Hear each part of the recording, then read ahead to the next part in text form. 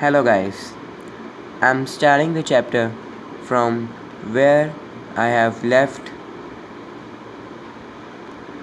Hope all you have liked the first video and commented.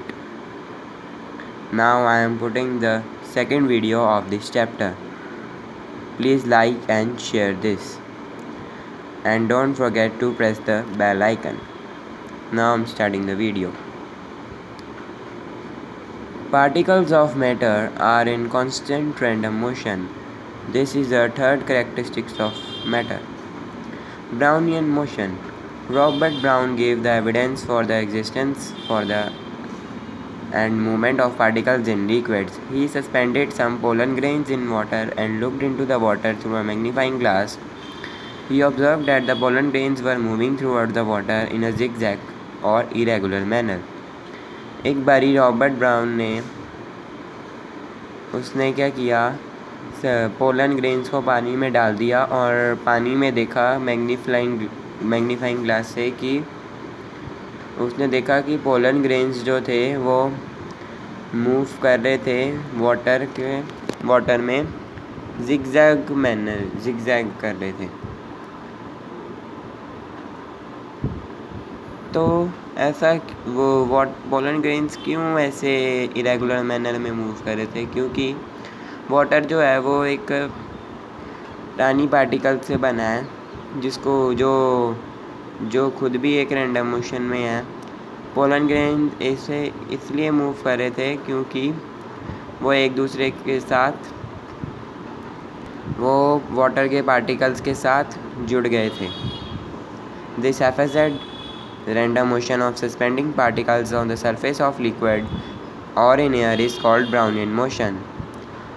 haphazard और random motion of suspending particles surface of liquid और air में इस motion को कहा जाता है ब्राउनियन मोशन। यह फिनोमिना पहले रॉबर्ट ब्राउन ने नोटिस किया था। इसको कहा जाता है Brownian motion. Diffusion, the intermixing of two or more substances due to motion of their particles in order to get a uniform mixture is called diffusion. इसका मतलब है कि दो और उससे ज़्यादा सब्सटेंस अगर मिक्स हो जाएं मोशन ऑफ देयर पार्टिकल्स, उनके पार्टिकल्स के मोशन की वजह से यूनिफॉर्म मिक्सचर बनाने के लिए उसे डिफ्यूजन कहा जाता है। Now there is an activity over there. Take a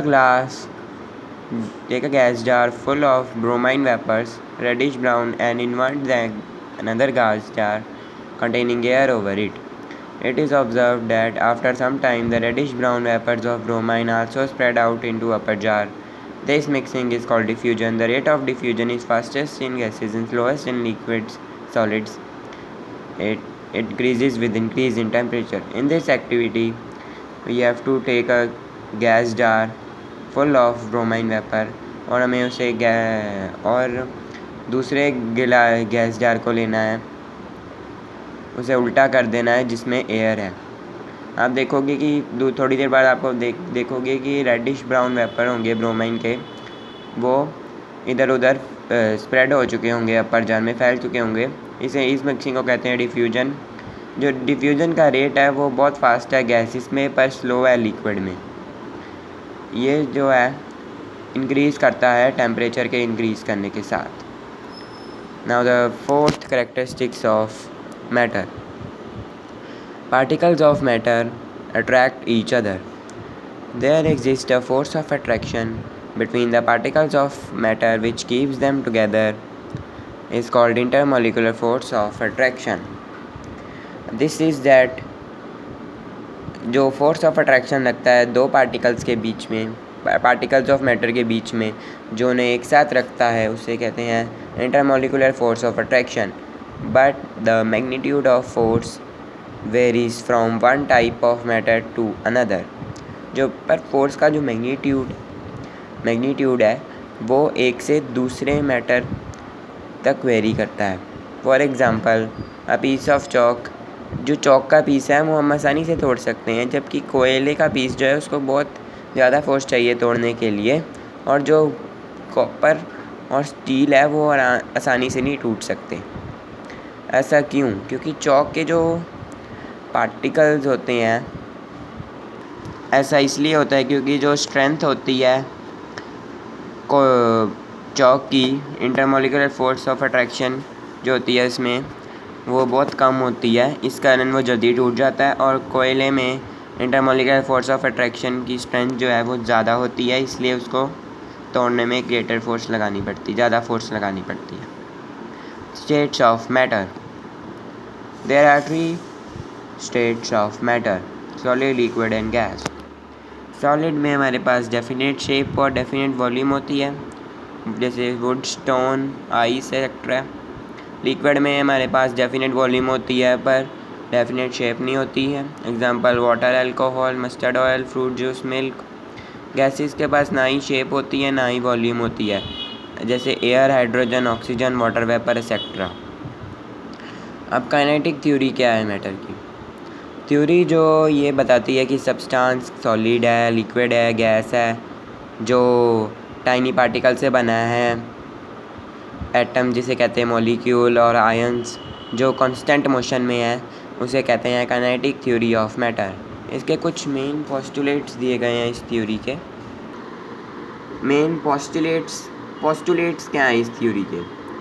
matter जो है वो बहुत छोटे छोटे पार्टिकल से बना है, जिसे कहते हैं एटम और मॉलिक्यूल।